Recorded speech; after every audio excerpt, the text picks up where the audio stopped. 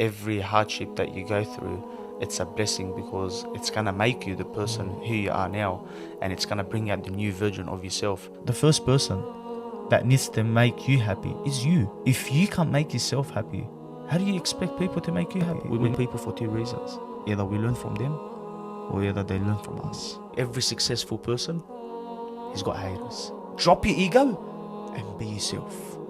Literally, drop your ego and be yourself. Just have your pure intentions. Have the pure intentions of every single step that you do in life. Alhamdulillah, alhamdulillah, alhamdulillah.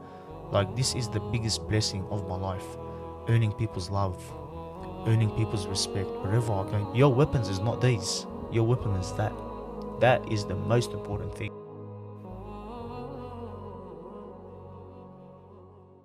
MJ, welcome, bro. Thank you for having me, man. Where I want to start is every story has a beginning. Yep.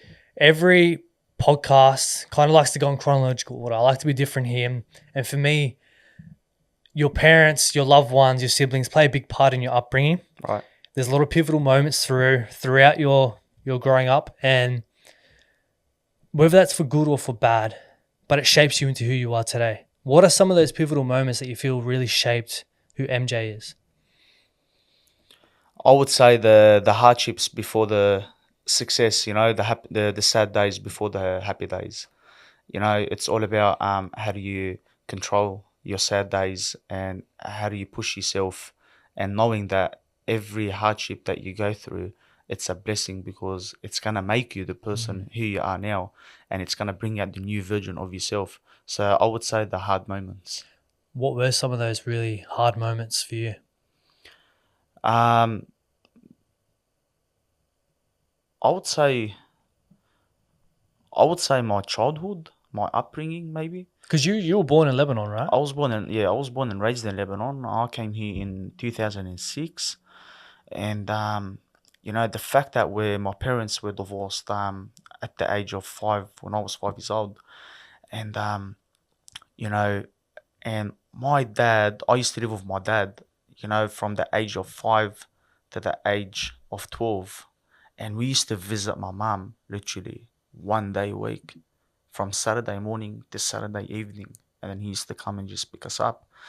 But I don't think as a child that is enough time to gain the affection from your mother. Especially from ages, what was it, 5 to 12? That's the most important age. Pivotal ages, especially for a young boy. It's not about going out there and being a man. It's about getting that affection. Exactly right. So the affection from your father is not enough, because nothing beats the mother's affection.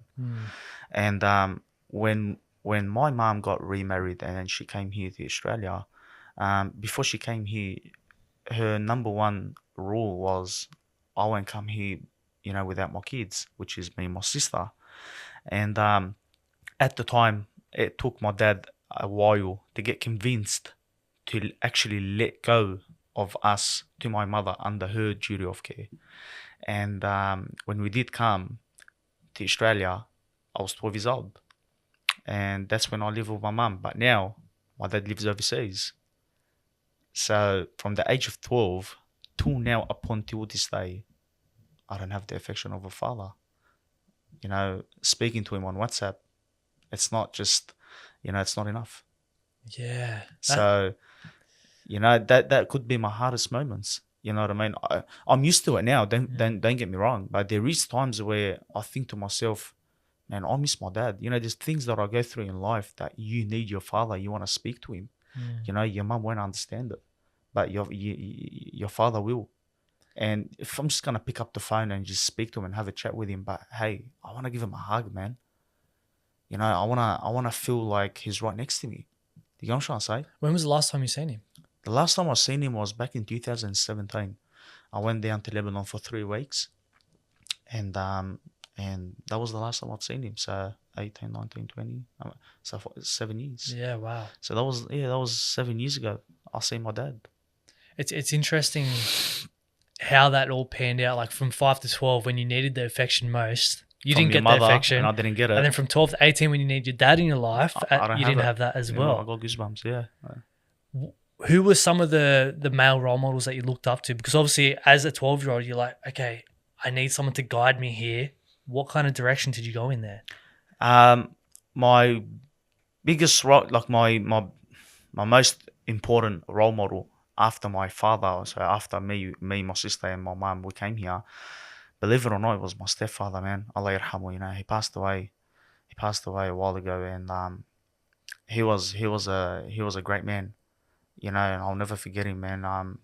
Believe it or not, he was able to fulfill the affection of my father just just enough, but that's a big percentage because the guy's not even my own father, but he was treating me like his own son. Respect. And the love that I have for him, um, believe it or not, it could be the same love that I have for my father. I swear to God. What are some of the lessons that he instilled in you? He used to take me with him to Flemington markets, and he used to have a stand, and he used to sell stuff, and then he used to give me the whole day just $10. And then I used to tell him, why would you give me $10, but when you get back home and you give my sister $50? And then he gets to me, because you have to learn, if you want to earn good money, you have to work really hard for it. And subhanallah, man, he taught me this big lesson. I'll never forget it, bro. He used to give me literally $10 all day. I'm screaming, hey, if I say you 10% off this day, I was a young kid. I was only 12, 13 years old. And I used to get shocked, man. Like, I'm with you all day on Saturday. I used to get pissed at him. Like, why you giving me $10 all day? You know what I mean? But now I understand. I understand why he done that. It's because if you really want something and you want to make money, and a good amount of money, you have to put in the hard work. You have to accept at first you're not gonna make money, but for you to make money, you gotta let go of your personal time. Your happiness, your comfort zone. You gotta like skip that. No partying, no, spending your money on crazy shit. You know what I mean? Just like, just work hard, stack them up, and then there you made your money. Yeah. You know what I mean? You gotta like put in the hard work.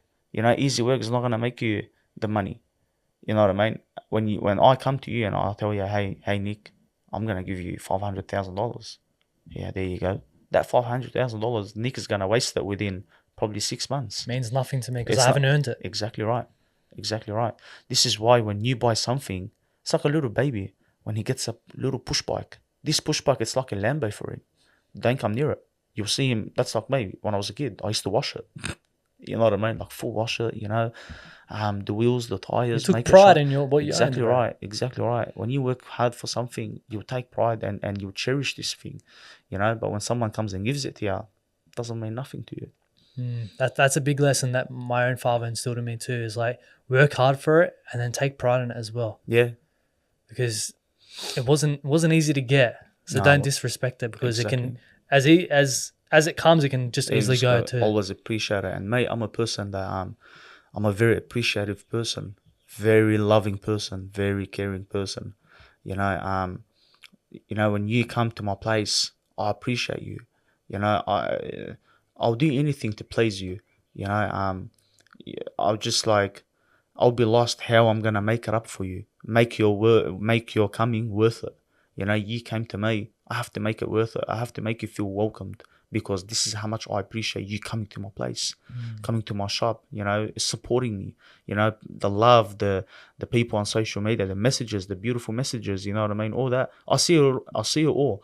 Some of them I can't reply because it'll be too many of messages. But trust me, like for those. Can I look at the camera? Yeah. Yeah, can I give it a little message? Go for it. Like for every single person that messages me in private, trust me, I see it all. But the thing is, there's too much of yous, and it's very hard to reply to every single one of yous. Trust me, I'll try my best. But I just want to say I love yous from my heart, and I appreciate all the support and all the love. And trust me, I see it all.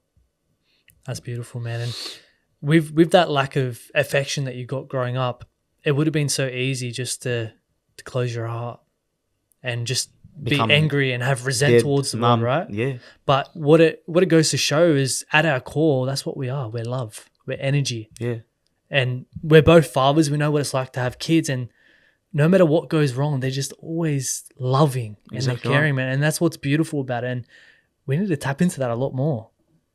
We really do. Because you look at society now, a lot of people are going through and they're angry. That's like, why are you angry? Like, you woke up today. Like, it's another beautiful day on this earth. What do you have to be angry about? Yeah. Like, you just don't know when your time is up. Don't take There's it for a lot of granted. mental health issues and people suffering from depression as well. You know, I mean, mental health is real. Yeah. Depression is real. Anxiety is, anxiety is real. Have man. you struggled with that yourself? Yeah, I went through depression. Yeah, I've been broken before, bro.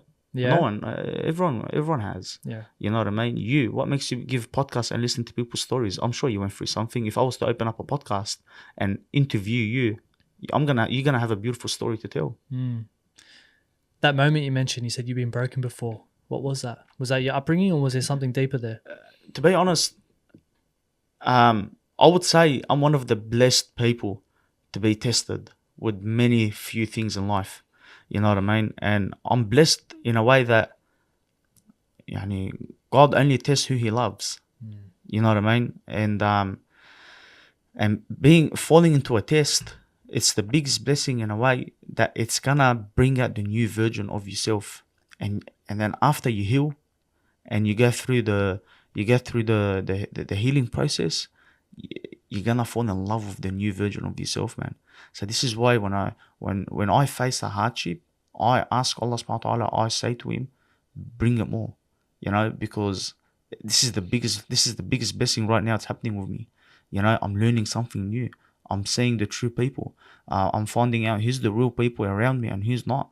You know, I went through things in life where I've had so much friends. You know what I mean? The closest ones, they are the farthest ones right now. And the people that are unexpected, people that I've never ever thought that they would be on my side, they're literally calling me day and night. They say kids are resilient, but really kids just form coping mechanisms for what's going on around them. Now, for everything that went around in your life through your upbringing, what were some of those coping mechanisms that you feel that you created? Love. Yeah, okay. Love. I know how to love, and I love crazy, bro. Once I love. That's me as a person. If I love a person, I love them to death, and they have my loyalty to the end. But once I don't love you, or I won't hate you, but I don't want anything to do with you, and it's like I've never met you before. You're a very big lover now, and I keep coming back to the affection thing because I find it very, very interesting, and I think it's very important that we speak about it, especially as men, because we don't speak about our feelings and our emotions. But for you, you know, you didn't get that affection, but you're a big lover. But did all that affect future relationships? Yes, it did. Yes, it did, because when you lack from affection and attention from your upbringing, childhood, it's very important for your partner or for anyone that becomes your soulmate or your best friend or even your partner, your wife, your girlfriend or whatever. They should know, this person, he's an affectionate person. I can be so much affectionate person, but at the same time, I'm sensitive as well. I'm sensitive in a way that if I don't feel the same energy that I have and I'm giving you, I don't feel it back from you. I'm sensitive in a way that I have pride in myself, and I don't want it anymore. I just don't want it. I don't beg for attention. I don't beg for affection. You know what I mean? I've learned now, recently, I've learned how to give myself affection. I've learned how to give myself love, the self-care, the self-love, the self-affection. I don't need no one in a sense of, anyone that comes into my life, that's just a bonus. I'm based on their character and what kind of person they are and how they value me and respect me, because I'm a person with high value. You know what I mean? Like, this is what I mean. When you go through a hardship and then when you leave and you heal, after the healing process, you're going to fall in love with the new version of yourself. And that's getting to know yourself even more deeper. You know what I mean? That's where you know that You don't need anyone to please you. You don't need anyone to make you happy. Mate, the first person that needs to make you happy is you. If you can't make yourself happy, how do you expect people to make you happy? You look at it this way. You're seeking happiness, but you're going around asking people to give you happiness. But these people seeing you, you're not even happy with your own self. So how are you gonna motivate them for them to give you happiness? Everything starts within you. Your confidence, you gotta be confident, because your confidence, you could be the ugliest person in the world, but your confidence, it reflects on you, makes you the nicest person in the world. You know what I mean? It's all about your confidence, loving yourself, doing things on your own to please yourself, to make yourself happy, and that's what makes people fall in love with you. How do you love yourself? How did you learn to build a relationship with yourself? Because a lot of men struggle with that. Yep. So do you have like a protocol that you do, or? Rule number 1, bro. Get close to your Lord, bro. That's rule number 1. That's rule number 1, and with no doubt, get closer to your Lord, and He'll open all the doors for you, bro. You know. Second, your family, your close ones, your mom, your dad, your sister. I'm talking about the close family. Yeah. You know, they're the only one that care about you. My kids. You know. Thirdly, work. The success. You need a purpose, don't you? Yeah, bro. You gotta put a vision in your head, bro. You gotta put a vision between your eyes, and you just gotta go through it. I'll put myself under the best barber in the world. Maybe I'm not, and 100% maybe I'm not. But within me, myself, I'm really am. That's it. I want to be the best barber in the world. I want the whole world to know who MJ is from Ministry of Barbers. That's in my head. I'm curious, what's your purpose behind all that? The whole world to know about me. Why?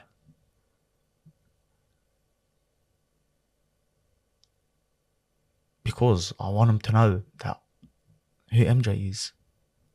But why do you want them to know who MJ is? Is it coming from that little boy inside that you want to be seen? Yeah. Why does that little boy want to be so seen by the world? Because he had a lot inside and he's never spoken up. He had a lot of love, but it was locked in, it was shut.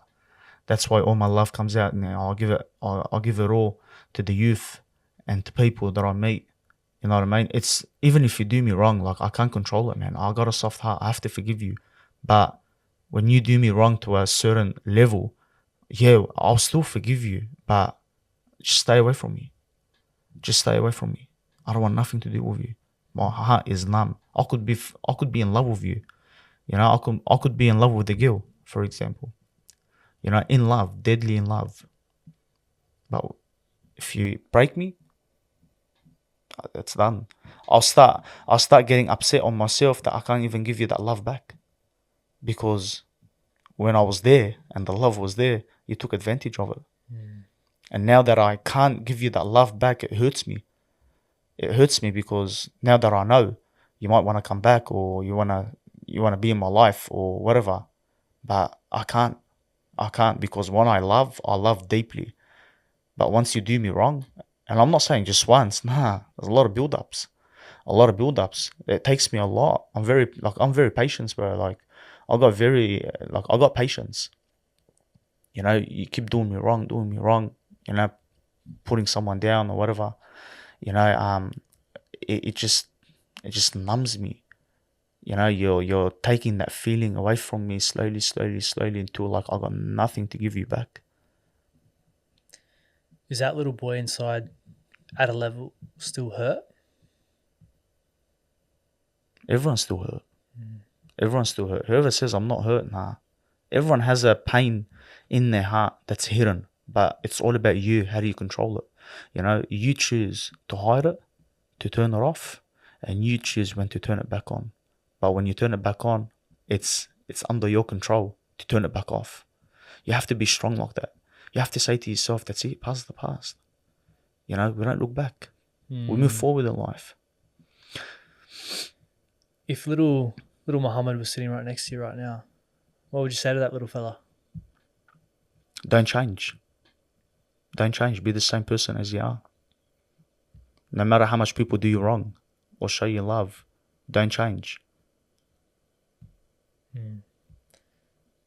It's very beautiful to see this side of you, because you just mentioned before, like there's so many different sides to us as human beings, and we've gone into who little MJ was, but how would you describe MJ now? Where do I start with? What do you think best describes you? I can take pain. That's what I feel. Yeah. I feel like I can take pain. I can take pain mentally and physically. I don't know about physically. Yeah, mentally, man. I don't believe in failure, bro. I actually don't believe in failure. Yeah. Never ever. I don't. In my head, that's it. I'm gonna achieve this. I'm gonna achieve this. It's in my head. Even if I fail, I'm gonna come back to it. Or I'm gonna grab it. It's only failure if you give up. I've had so many things I've witnessed, and things came to me. For example, like I wanted to be famous. People know who MJ is, and now the whole world know who MJ is. I used to work as a security guard, and I used to watch soccer players. Sydney Wanderers, for example. And I told this to Lachlan Brook. Shout out to Lachlan Brook from Sydney Wanderers. And I said it to him. I go, I used to watch you guys, not him, but as in the team. I used to watch Sydney Wanderers, from the field, as in like from distance.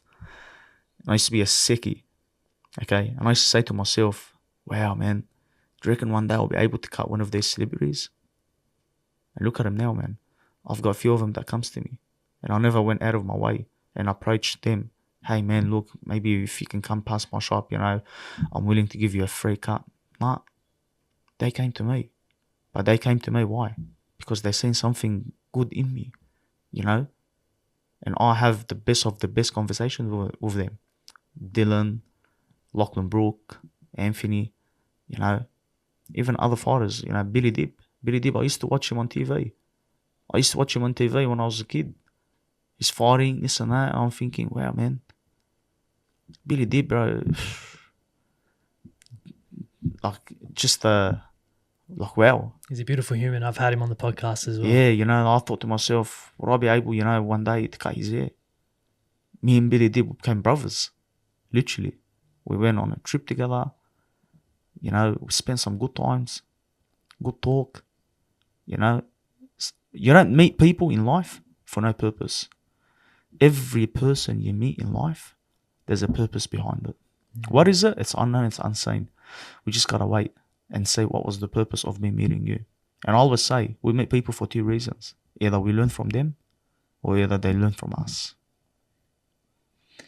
How do you not get so caught up in chasing the fame and continue to put your faith first? Because without faith, there's no success. 100%. So how do you not get caught up in that? Because it's so easy to in the society that we live in now. Yeah.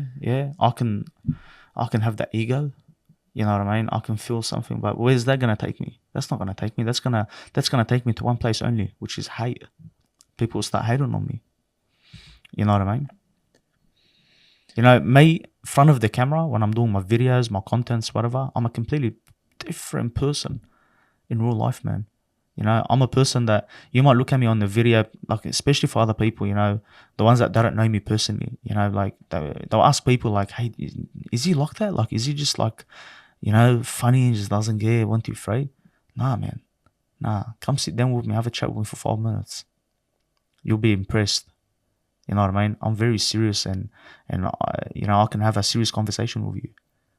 I give each thing its own time. I can laugh at the right time. I can be sad at the right time. I can be serious at the right time. Everything has a right time for it. And I was going through your content last night and I absolutely love what you do, especially some of those conversations that you have, and they go deep, right? Right. Not many people expect to have those sort of conversations when you're getting a haircut. Exactly. But when they come into Ministry of Barbers, it's next level. And I think it's very important to have a space where men can come in and they can feel comfortable enough to open up and be vulnerable, especially on camera. Right. What made you go in that direction and wanting to create that environment, that space for men to feel comfortable in opening up? Smart question. You know what? You're good, man. Hey, you're good. Are you still in our psychology or something? Nah, You ask deep questions, bro. I've been doing it a long time. You've been, huh? Tell you something about me. If I'm not working at the shop, I'm working at home. And that work is doing my research, thinking and overthinking, sometimes crying at nights, bro. I just want to come up with a hectic idea because I don't like to be a follower. Yeah. I like to be the leader, okay? And with the all due respect to all the barbers out there, I don't care what they do, and I'll support them. If they reach out to me for help, I'll support. And I've done it before, and I'll do it again, and I'll always do it. And all the barbers know this about me. But one thing about me, I like to stick in my own corner, and I like to do my own thing. Whether you're gonna laugh at me, whether you're gonna support me, or you're gonna hate me, or they're gonna love me, either way, I'll just do what I want to do. I'll stick in my own corner. I don't get involved with no one's business. Okay, this is why I don't like to follow things. I've had few people come up to me and said, "Hey man, why didn't you try this trend? This barber's doing 1, 2, 3." Sorry, man. It's me, MJ. You're talking to MJ here. I come up with my own things. You know, if people wanna do what I do because I inspired them, oh wow, that's a good thing for me. Is there anyone that inspires you? To be honest, yes. And there was only one person, Vic Blends. Is he the one who does the haircuts on the street? On the streets, Yeah, I love that. See, you either follow something that's proper, or don't follow, man. You know, these little trendies, you know, like, you know what I mean? Like, you know what I'm trying to say? Like, it's not worth it for you to follow something like that. You follow something that's really inspirational. Now, I've done my research once. Sorry, crypto. Yeah. So one thing about me, I sit at night and I do my research, and I start thinking, what should I do? What should I do? I've been seeing consultations for barbering. Hey, what would you like today? What we're gonna do? Okay, so listen, I'm gonna do this. I'm gonna do that. Okay, you happy? Haircut, snip, and then the feedback at the end. Now I thought to myself, what can you make something out of this that's different? And you are the only person that's doing this. And I can guarantee you, go check any other barber pages around the world, not just here, around the world. You're not gonna find someone that's doing what I'm doing. Okay, I wanted to do my own podcast through my craft. I'm trying to spread a good message through my craft. I'm asking deep questions through my craft. I'm trying to deliver motivational answers to those that's watching through my craft. This is why I always ask my customer, for example, like, what's your goals in 10 years? Where do you want to be? If you go back 10 years ago, what would you say to yourself? You know, asking kids, what's your goals in the future? What are you studying? What do you want to be? Why? You know, some kids, they'll be like, oh, I don't know yet. This is why I ask them, what's your hobby? I'm not just talking to him. I'm talking to all the kids that's watching. You know, I'm trying to ask the question to all these kids that's watching behind the scene. Now, some kids, they'll have a laugh. Oh, bro, just cut the guy's hair, 1, 2, 3. See, they don't understand. You know, they don't understand. They don't appreciate the things that I'm doing behind the scene. You know, I'm trying to deliver a good message here. If I can't explain to you, and I can't, like, it's really bad. I get messages, bro, I started barbering because of you. And I'm talking about all over the world. I swear to God, wahiyat Allah, from New Zealand, from the UK, from Germany, you know, Australia-wide. I'm talking about Penrith, we're in Penrith, Perth, sorry, Perth, Canberra, you know, Melbourne, you know. I've got a lot of community, a lot of youth that they started barbering because of me. Okay, why is it because of me? What makes me a different, someone that's different than other barbers? Why? I'm not any better. I'm sure there's a lot better than me. But it's about how you put yourself out there. Okay? What was I saying? I was saying out. I wanted to ask, do you feel like you're doing this because you wish you had something like this growing up? Like you're doing it for the little version of you? Yeah, it makes me feel good. Because it's not the barbering, it's that male role model there saying, hey, fuck, I got your back here. You can do anything you want. And Yeah. I if I had something like this when I was young, and if I walked in to get a haircut and someone asked me these deep questions that really got me thinking, one, it shows, wow, this guy actually cares about my life and what I want to do with it. Two, I'm going to go away and I'm going to think deeper on it and have the confidence, like, fuck, if he cares about it, I can do anything I want. So you're having a very deep and profound impact on the youth, and it's beautiful to see. And three, he's going to come back. That's it. That's it. So you're hitting three things in once. You know what I mean? You're helping, you're boosting confidence to this young kid, and you're gaining him as a customer, regular client. I've got Mother's Day message me and they call me, mate, my son doesn't want to cut with no one else but you, and we're only like 2 hours away. Like, poor thing, she drives 2 hours to drop off her son just to get a haircut by me. But it's not about the haircut. You know, a lot of people comment on the videos, whoa, 3 hours drive for a haircut. Or it's not the haircut, it's the experience. It's actually them having that so much love towards me. You know, they want to come and see me face to face, and they want to sit down with me and talk to me. And I see it, because I'll be cutting, for example, like, let's say I'm zoning out. Then I'll realize, hey man, MJ, pull up, because this kid came from 2 hours away. So he needs to be conversated. As soon as I ask, so are you in school? Nick, the kid will jump. The kid will actually jump. Yeah, I'm in school. And that just shows me, bro, this guy wants to talk. This kid's coming here, he just wants to have a chat. Can you see the difference? Yeah. You know, you got a kid that's not even your son. He looks up to you and he's willing to listen to you and take your word and not take his own parents' word. Not because they treat, no. They're good with him. But I'm saying, look at the love that he's got for you.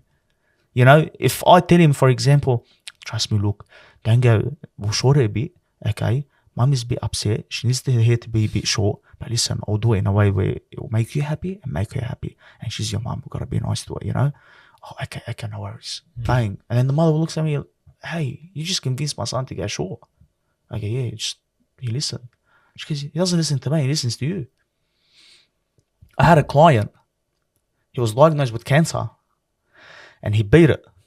After his chemotherapy, he lost his hair. When his hair grew, his mum's a hairdresser. He refused his mum to give him the first haircut. And wallahi, he made his dad to bring him down to the shop. And I gave him the first haircut. He wanted the first haircut by me. And now it's the first and second and third, and to this day, still cutting his hair. You see, there's a lot of good things, man. Yeah. You know, it's all about how you are with the people, with the community, with the youth, you know, and people are not dumb. People see, if you're a fake person and trying to fake it to be nice, people are not stupid, bro. They'll censor it behind the camera, behind their phone. They'll get the ick, like, ugh, man, this guy's too fake. You know what I mean? Yeah. But alhamdulillah, like, this is the biggest blessing of my life. Earning people's love, earning people's respect, wherever I go, Nick, wherever I go, you name it, place and time, wherever I go, MJ,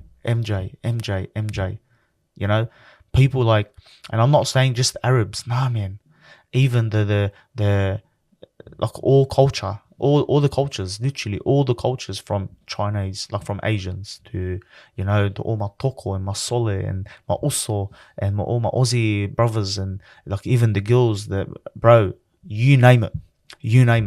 Like, thank God, alhamdulillah, thank God, I've earned people's love. And for those that hate, hating is good. And I don't hate the ones that hate me, because I don't blame them, because they haven't met me. They haven't sat with me, you know. They judge based on, you know. And you know what? I can show you my phone right now. I got a message today from someone. I wake up in the morning to it. I'll show you my phone literally right now, and I'll show on the camera. Someone asked for forgiveness. I don't even know him. I don't know who he is. The name is there, the photo is there, everything. It's a full, real account. He said to me, Salam MJ, between me and you, I used to talk shit about you. Please forgive me. So this guy, he must have seen something about me. Like, man, this guy, I'm talking shit about him, but he's actually a good guy. So it gave him the courage to actually approach to me and ask for forgiveness. You know what I said to him? Okay, it happens, bro. Allah subhanahu wa ta'ala forgive you. And I'm doing my kiss. You know, it's your kindness, bro. Always kill them back with your kindness. Not this brother here, no. To the haters that comment 1, 2, 3. I always reply back with kindness. You know, I can be a sick one. I can be a come down 1, 2, 3 and talk that gangster talk. But nah, man. Your weapons is not these. Your weapon is that. That is the most important thing. If you know how to control that, you'll earn anyone. Literally. All these beautiful blessings that you have in your life right now, they all come back to one thing. It's your faith. Yeah. What role or what influence has your faith played in your personal life and also your professional life? In what sense? What do you mean? You know, you've gone through a lot of challenges and you've had to overcome them. You've got to draw strength from your faith, I believe. How has your faith guided you through those times? You know, I would say it goes back to my upbringing. There's times where I used to miss my mum. Maybe this will answer your question, I don't know. But there's times where I used to miss my mum, and you know the Adhan? The Adhan, the call-out prayers? The Allahu Akbar, Allahu Akbar. Yeah. Okay, so in Lebanon back then, so we have the morning, which is the sunrise. So you pray 5 times a day, correct? 100%. Do you bank them up? So some people do. On time. Yeah, okay. On time or slightly, you know, just a bit later than time. Talking about hour or half an hour late. Depends if I was like got caught up or things like that. But I try my best to pray my prayers on time. 5 times a day. 5 times a day with no doubt. That is my rule number 1. I don't care if I'm about to sign a contract that's $2 million and that's gonna stop me from my prayer. And if I'm sitting with the highest businessman in the world, I will tell him, sorry, man, I'm just going to get up quickly, pray, and I'll come back to the table. I don't care. My prayers is the most important thing. I'll leave the customer stranded, hanging. I don't care. On Friday prayers, we close the shop. We shut the shop. There's times where people come in. Man, I drive 3 hours. I'm sorry, man, but, you know, I've got it on my website. I've got it everywhere. From 12 to 1, we are closed due to Friday prayers. Okay? So you're more than happy to wait for me. Get something to eat. I'm just going to be away for 40 minutes. I'll be back. I'll pull you my first one. I don't care. Inshallah, you came from Germany. I don't care. Praise is the most important thing. Because without faith, you wouldn't have anything. 100%. 100%. So when I used to miss my mum and I used to feel like, I used to hear the call out Adhan from the mosque that's around the corner from the house in Lebanon. And my eyes used to get teary, bro. So ever since I was a kid, when I hear the Adhan, the call out prayer, I start crying in bed and asking Allah subhanahu wa ta'ala when I was a kid, reunite me with my mother. You know, subhanAllah. Now, I'm 30 years old now, and I make the Adhan, and I have a beautiful voice making the Adhan, and the Adhan and the Quran and the voice of the Quran and the faith when someone's reciting, especially if he has a beautiful smoothing, not broken heart, but a sadness. You know that sadness tone. If he has that, mate, I'll shed tears straight away. I'm very soft. I'm a very, very soft person. But I've learned and I've taught myself how to harden up, when to harden up. You know what I mean? I'm soft with everyone, even with my enemy. But I know when to harden up and say stop. Before, I didn't. You know, if I didn't want to do something, I'll just tell you like, yeah, okay, I'll do it. Now, I've learned how to say no. Be firm. I don't want to do it. Yeah. Do you get what I'm trying to say? And that is a big problem. That is a big problem because a lot of gullible people, they fall for it. You know what I mean? Because of your heart's so soft, you think everyone has your heart. Everyone thinks like you. But no. You're different. But not everyone's like you, okay? Not everything that you don't want to do, you want to say yes to it. You just got to learn how to say, sorry, man, I can't do it. Be firm. Oh, come on, man, you'll be all right. Just do it for us, 1, 2, 3. Sorry, man, I can't do it. Oh, okay, no worries. And then you'll never hear from that person again. Why? Because that was his only purpose. He wanted you to do that one thing for him. But the fact that he said no, he disappeared. He vanished. He will never ask about you again. But if he does come back and still checks up on you, still shows you the respect, he's worth it. He's worth for you to do something for him with no return. Do you get what I'm trying to say? Yeah. Sometimes you have to test the people out. Sometimes you have to say how hard and how far are they gonna try with you. You know what I mean? You want to try test out their loyalty, their real, like their intentions towards you. Is it pure or is it not? Because some people it's very hard to read, and the only way to read them is to put them under the the test. You have to test them out. You have to test their intentions. You have to test their what they want from you. You gotta have clear boundaries. 100%. 100%. You just gotta learn how to be firm. Yeah. Just learn how to be firm. Just be firm. I don't like it. I don't like it. I'm sorry. I can't help you. You know what I mean? If you can, you can't. If you actually can, you can't. Why would you get out of your way that's going to affect you and you're the one that's going to go back and be upset about something that you did for someone, okay? Because you said yes, but you can't do it. You knew that you can't do it. Just say, I can't do it.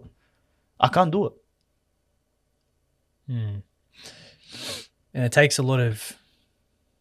I respect a man that does that. He sets clear boundaries and says, you know what? I can't do this today. I'm sorry.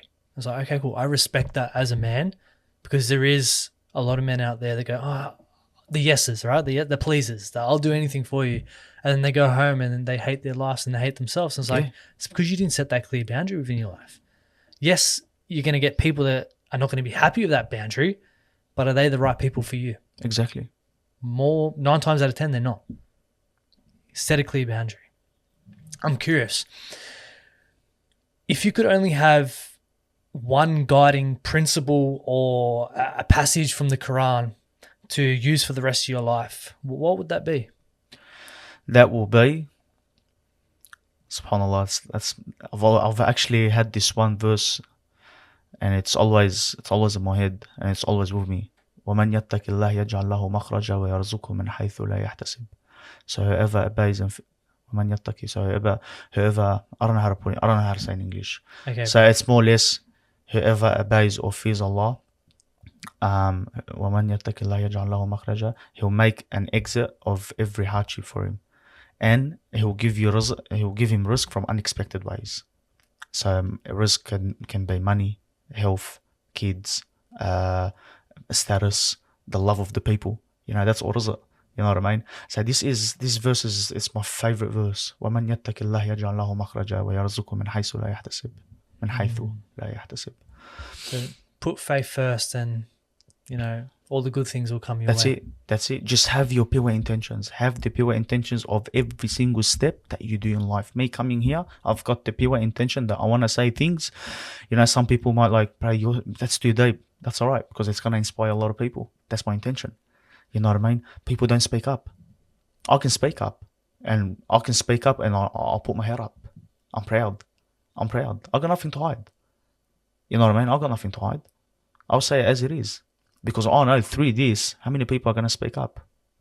Exactly. Yeah. The only people that tell you why you speak like this and you're going too deep 1, 2, 3, because they got insecurities in themselves.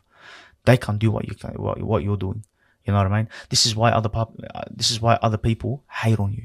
Yeah. Because they can't do what you're doing. They don't have the heart. They don't have that energy, to do what you're doing. So they try to put you down.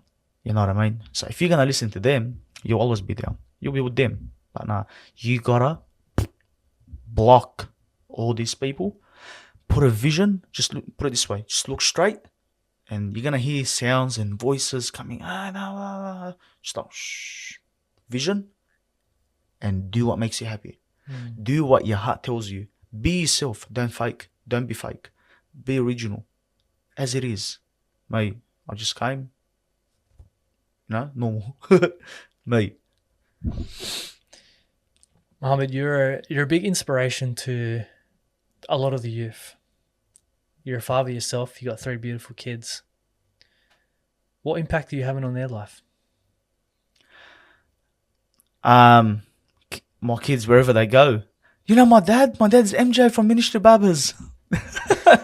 You know, just that itself, you know, wherever they go, schools, their friends, oh, watch him. Oh my God, I love him so much. Can you FaceTime him? I want to see him, this and that. You know, I look at my kids, they look at me in a way that they're so proud. They look at me in a very proud way. You know, like, that's my dad. You know, like, that's my dad. And that's the best impact that I've given to my kids. Beside, you know, they pray at a young age. You know, my kids, you know, when I was living with them, because we currently, you know, not with them, they're with their mum. But like, when I used to live with them and that, and I used to to cover my knees to pray. As soon as I put it up, they know it's prayer time. You know, they're just like, they'll run straight away, they'll run quick. You know, who's gonna come and stand next to me? So that's the biggest blessing and the biggest impact you can give to your kids: happiness, confidence, a good role model father, yeah, and teaching your kids the religion. What does it mean to you to be a good dad? It means a lot to me, man, because I went through something that I wouldn't want anyone to go through as a kid. And yes, me and their mum, you know, we're not together, and we we're divorced. How often do you see your kids? Whenever I want. Okay, good. You know, whenever I want.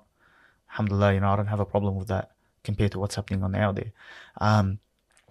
So what was I saying? What does it mean to be a good dad? Because anyone can be a father, but not everyone can be a dad. So to you, what is it to be a dad? It means a lot. It means the world to me, because I went through something. Yeah, that's it. I went through something, like, you know, with my childhood, and I don't want my kids or anyone's kids to go through what I went through. You know, and mind you, there's a lot of people that went through worse than me. I'm nothing. You know what? Parents got divorced. I mean, you stayed away from your mum for 7 years. You stayed away from your dad for what, 15 years? Okay, people are losing their parents in front of their eyes. Okay, at a young age, that is gonna be a lifetime trauma. You know what I mean? Yeah. So I'm nothing compared to what's happening out there. Like, literally nothing. You know what I mean? But this is why Allah subhanahu wa ta'ala said, لا يكلف الله نفسا إلا وسعها. Yani Allah subhanahu wa ta'ala will not burden a soul that's what more it can handle. You know what I mean? I don't know if I said it right, but yeah. So, you know, Allah subhanahu wa ta'ala is not going to give you something to handle where you can't handle it. Okay? Maybe this is what I can handle, and I can't handle more than that. But that's why Allah subhanahu wa ta'ala chose other people to handle more than that, because they were created stronger. Do you get what I'm trying to say? Yeah. Yeah, so that's to my level. Exactly. So that's up to my level. You know, I can't take your level. You're stronger than me. I can't have the same strength as you do. You know what I mean? I vape, you don't vape. You know, I train, I get to the gym. You're an Ostak player. But if me and you will go race, you're going to beat me. Maybe. You know what I'm saying? Yeah. You know, I can't take your role, and you can't take mine. What are some of the lessons that you want to instill into your kids? Because we speak about being a good dad, but what are some of those lessons you want to really instill and pass on down to them? Always demand, make them respect me out of love, not out of fear. Yes, that's a big one. That's a big one, bro. That's a big one. And not only your kids, but your partner as well. You know, I mean, we go through marriages, you know, we learn from our mistakes. You know, I've done wrongs, you know, we all did wrongs. We've all done mistakes, but it's all about how you learn from your mistakes. For the next person that you meet in your life, you know how to go ahead with it. You know what I mean? Yeah. So making your partner or making your kids to respect you out of love, it's hard. It's not easy, you know, because majority now, okay. No, I don't want that. I don't want him to be scared. I don't want him to be scared of me. I don't want him to, if he wants to open up to me, you know, he's afraid of my reaction. I want him to come with confidence and be open. Dad, I done this today. Oh, did you? Okay, let's sit down. We got to talk. Now tell me what happened. Listen. Be a good listener. You know, being a good listener is very important. Don't jump into conclusions straight away. I used to be a very bad judgmental person. Like, I used to like, but why did you do it? You know, like, I used to have that. Now, nah, man, I'm so calm. Okay, calm down. Relax. Tell me what happened. Okay, so look, don't get me in the wrong way, but that part there, you did wrong. But yeah, you're right. He should have not said that to you. Yeah, but like, there's no buts. What you said was wrong. So you just got to work on that. Yeah, you're right. See, you drop the ego down. You know, sometimes you have to drop. It's not sometimes. It's actually all the time. You can't overtake someone's mind. You got to come with them. Drop your mindset to their level, even under their level. Then let them understand and know that you're with them on the same track, and then lift them up to your mindset. Do you get me? Yeah. This is how I do with my youth. If he's gonna talk gangster, I'm gonna talk gangster to him. Yeah, man, fuck this itch bay, Adlai, yeah, this, that. He'll laugh. He's like, fuck, yeah, you know what, MJ's sick, and you know. Then I know that me and him connected. It's creating that safe space for them. Haha. Then I'll control him and I'll get him up to my mindset and change him. It takes a long time to learn and do all this. You know what I mean? But alhamdulillah, it's a blessing, bro. It is. They got to feel safe before they can start to open up and start to evolve as well. 100%. And exactly what you're doing with Ministry of Barbers, you're doing in the household too. And it just shows the man that you are, and you really do care and you do love about the youth, because you're having a massive impact there. And I'm super grateful for the work that you do. With your kids though, what are some of the lessons that they've taught you? Because that's a big thing. Being a dad, you learn so much. They don't come with a guide on how to be a dad. You're going to laugh. You know what they taught me? Patience. Yes, that's a big thing. They taught me how to be patient and listen to them. Because I remember once my son was coming to me and he wanted to say something, and I jumped into conclusions and I reacted something, and he started breaking down in front of me. And I was like, nah, what's wrong? Like, he started crying bad. From that moment, my son taught me how to be a good listener. I listened to him to the end, explain the situation from A to Z. Then I will say what I want to say. You know what's the best thing about my kids? Alhamdulillah, I'm very blessed. They get scared of me out of respect. You know, when they do, because you know the mother, she's always dealing with the kids and raising. Alhamdulillah, she's a good mother. You know, she's a good lady. She's 10 out of 10. You know, she's always there. She's always for the kids. She calls me, you know, hey, look, I was gonna do 1, 2, 3. What are you know, she's always taking my advice. You know, 1, 2, 3. So that's what you call a righteous woman. You know, a well raised woman. You know, some women out there, they use their kids to fight their father of the kids. Yeah, they stop their child from seeing the father, because she thinks that she's doing it against him. But little does she know, she's doing it against her own, you know, kids. And same as the father. You know, the fathers out there that neglect their own kids. They don't even check up on their kids. They don't even help out the mother with financially and mentally. You know what I mean? What makes you as a father? What makes you as a man? You as a man, you make a girl pregnant. You know, she's your wife. She was your wife at one day, like, you know, once upon a time. She was your wife. She was the person that living with you, and she was partnering up with you. Regardless what she's done to you. Yeah? Regardless what she's done to you. You know what makes you a better man and a real man is when you forgive and you do things still the right way for your own kids. Put it this way. The mother of my kids now, she's stuck by me, you know, with a lot of things, and I can't neglect that. You know what I mean?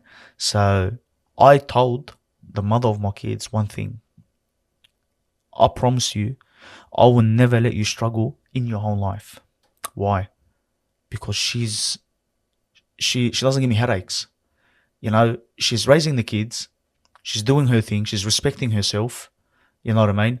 I'm always the first person to get in contact with if there's anything that happens with the kids, or if they did the right thing or the wrong thing. You know what I mean? A person like that, you know, like, I told her, I will never let you struggle in your whole life. I'll cover all the bills. I'll cover the rent. I won't let you use anyone and anyone. You know, you're the mother of my kids. You're the one that gave birth to my kids. You're the one that put up with my kids every day on a daily basis, where I'm working hard 24 hours but at least I'm at ease that my kids are in safe hands. You know, so how could you let someone struggle like that? You know, to this day, she will say to me, you're just a not normal person, and she's a not normal person as well. So look at the relationship between me and her. Look how healthy it is. You know what I mean? Like, we didn't get along as a marriage couple, yeah, but look how we are as a team, as a how do you put it? I don't know how do you say it, as a kids family team, A collective. as a collective leadership for the kids. Yeah. You know what I mean? That, like, my kids, they know, oh, mommy's house, daddy's house. They just laugh about it, and they're so happy because it's good for them. You know what I mean? It's good for their mental health. Why? Because some people think like, yeah, but what about the kids, man? Just work things out, 1, 2, 3. Nah, man, you gotta be stupid, because sometimes you being married, it's more toxic for the kids. You gotta say what's suitable for your kids, if that's how you want to talk about it and think about it. You know, having arguments, having problems, having shouting or whatever, you know, all that happens in front of the kids. Kids are smart. You know, you're traumatizing your own kids, but without even you knowing. And you think you're doing the best thing by them. But Exactly right. But you can do it in the bedroom, and kids want to, bro. We were kids upon, back in the days, and we know when mom and dad are actually arguing in the room, still used to affect us. You know what I mean? You gotta do your best to make these kids happy. You don't want to make them struggle. You don't want to traumatize them. You don't want to kill their status. You don't want to kill their presence in life. You want them to be confident, be happy, say it out loud. Yeah, my mom and dad, they're very close. No, I've never went through things like that. No, thank God, mom and dad are good. That's what you want to hear from your own kid's mouth. It's really important. It is. I want to dive into Ministry of Barbers. Now, I see you as one of the best barbers in Australia, and if you're at the bottom or you're the best, there's always tests. What are some of those tests that you're currently going through right now? Yeah.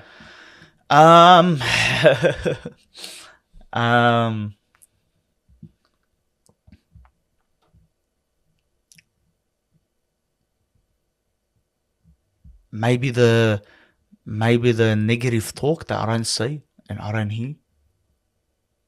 On social media, in the shop? Oh no, social media doesn't Yeah. matter, because social media doesn't bother me.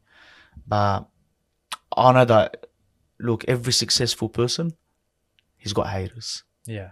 And that is a big sign that you're successful. Because if you don't have haters, that means you're not successful. You haven't succeeded in anything. People only hate for what you've achieved. You know what I mean? I actually don't have any. I'm not going through anything right now. Straight out. Beside that, You're just enjoying the journey. I'm just enjoying the journey, being me. No care factor. Even if I hear or knowing that certain people, they talk about me behind my back, 1, 2, 3, but I know it's behind my back. No one has ever came to me and told me, hey man, I just want to tell you one thing, bang, bang, bang, bang. Never. So that's not really shit talking or negative talk. They're just sharing their thoughts with their own friends or whatever. But again, I don't blame them, because they haven't met me and they haven't sat with me. And I'm sure if they do, and if they will, they'll be calling me every night. Where do you want to take Ministry of Barbers? Do you have a big vision for it? 100%. Yeah? 100%. This is nothing. And I get this question asked every single time. When are you gonna franchise? And I say it again.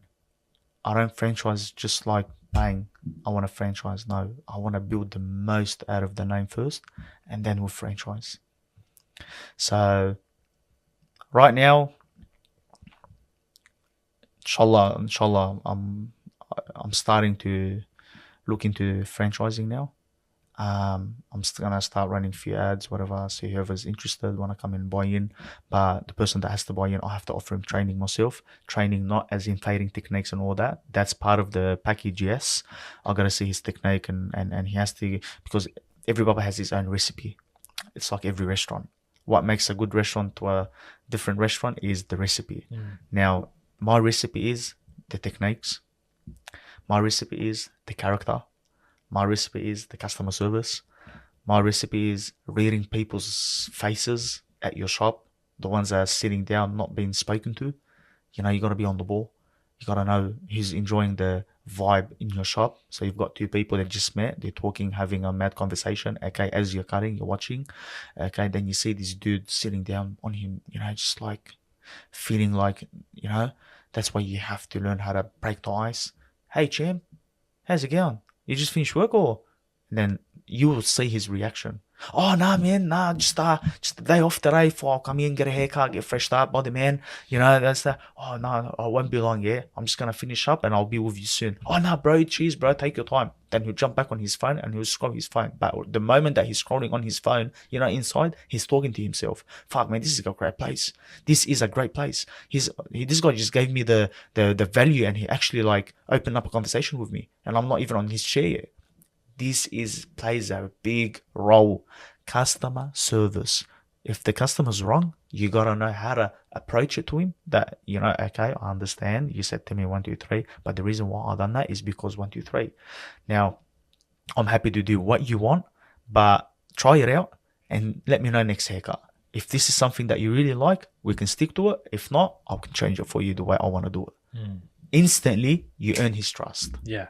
That's it. This guy in his head, next time he's going to come, oh, MJ, just do your thing, bro. I trust you. You know that word? A customer doesn't just say that.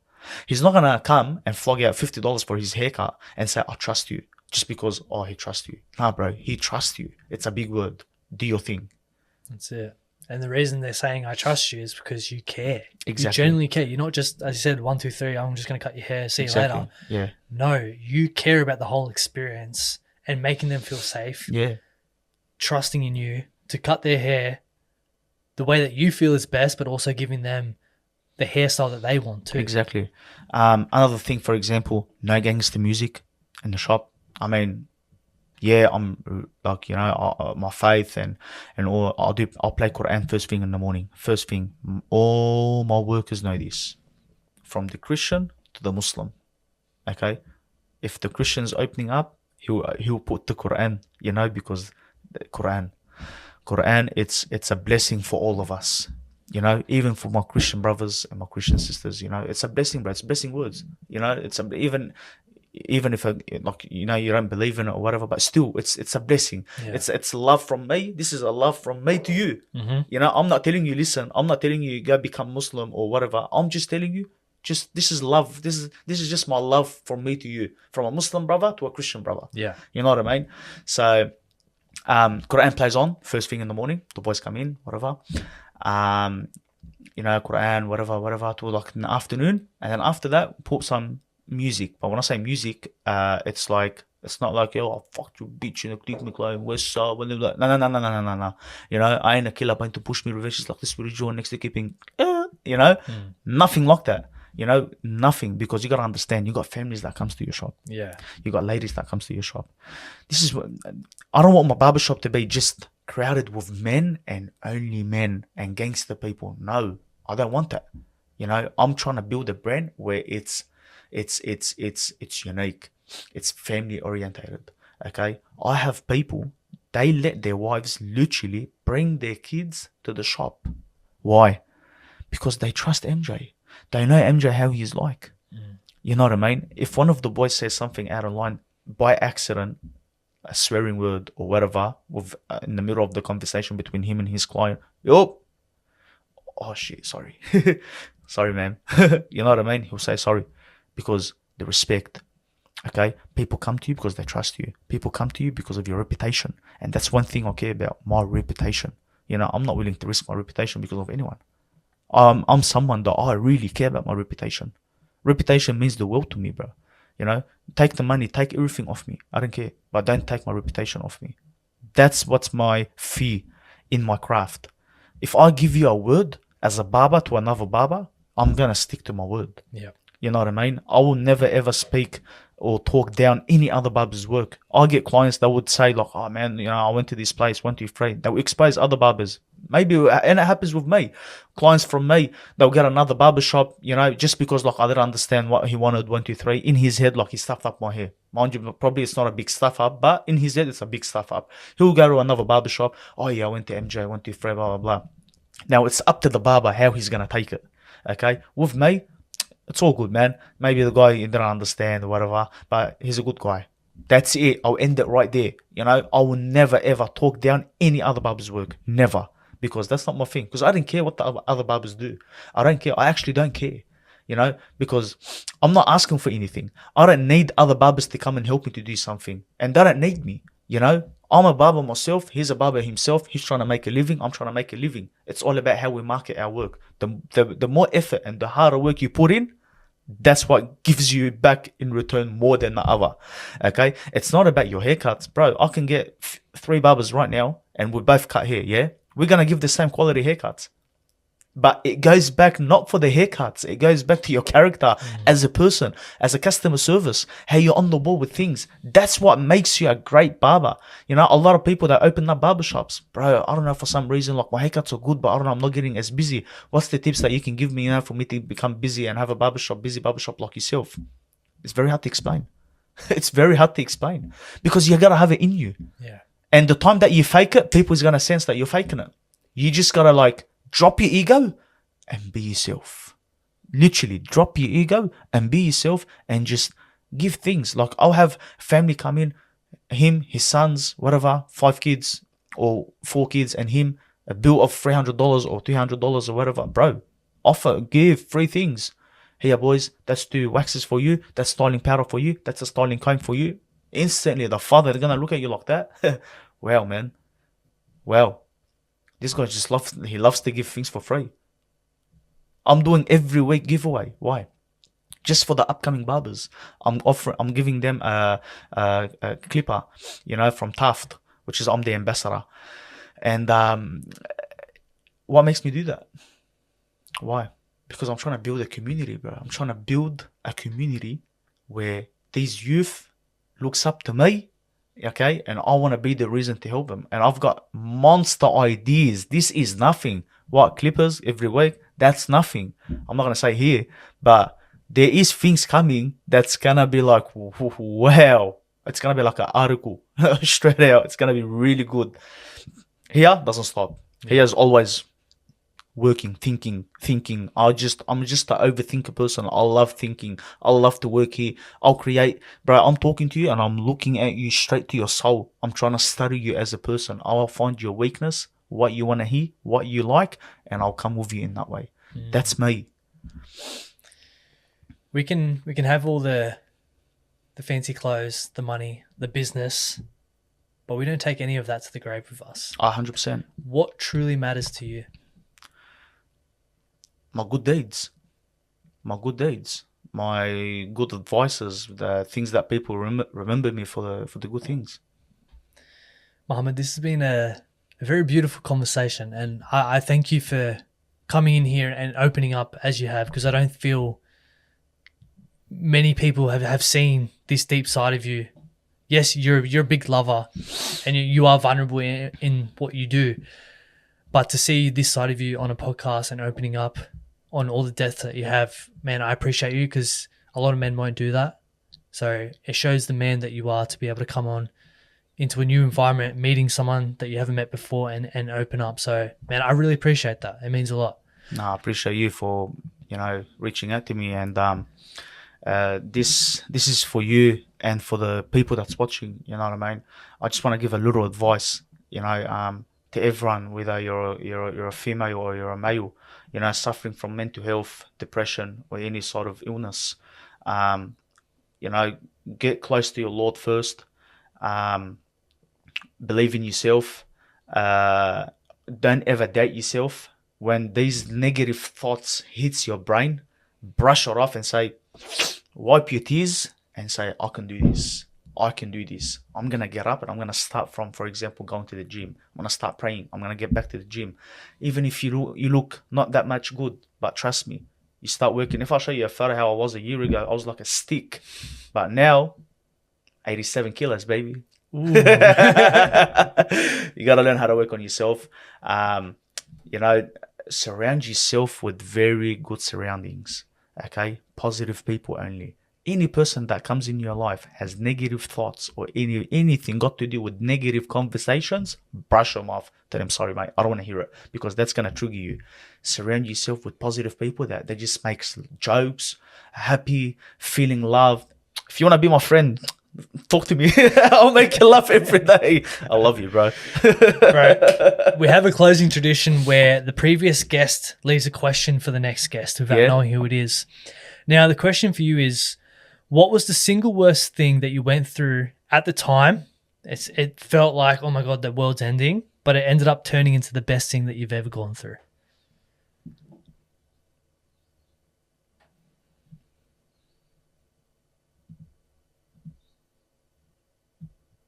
Well, I would say something, but I wouldn't want to say it here on podcast because that's completely private, something that I went through a year ago. But let's put it more or less, losing someone that you really, really, really had deep feelings for, and when they chose to leave, it felt like that's it. The world has ended to me, and then I had to rebuild myself all over again. And then I realized that was the biggest blessing of my life. That's all I can say. Mohamad, thank you, man. No, I appreciate Thank you so bro. much.